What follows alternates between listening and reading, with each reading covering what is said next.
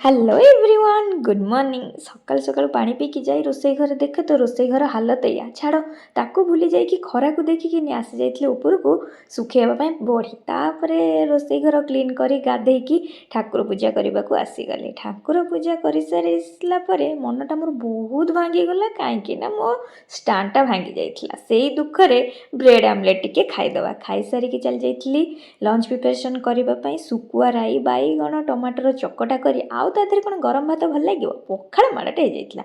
ବଢ଼ି ତ ଶୁଖେଇକି ଆସିଥିଲି, ଆଉ ଏକା ନ ଯାଇ ଆୟୁଷକୁ ଧରିକି ପଳେଇଲି। ଆୟୁଷଙ୍କର ମୋର ବଢ଼ି ଆଣିବା ପାଇଁକି ଛାତ ଉପରୁ। ସେଠୁ ଆସିକିନି ପଳେଇଥିଲୁ ଆମେ ଜଏନ୍ ଷ୍ଟୋର୍, ଆମର ଗୋଟେ ଡଷ୍ଟବିନ୍ ଆଣିବାର ଥିଲା।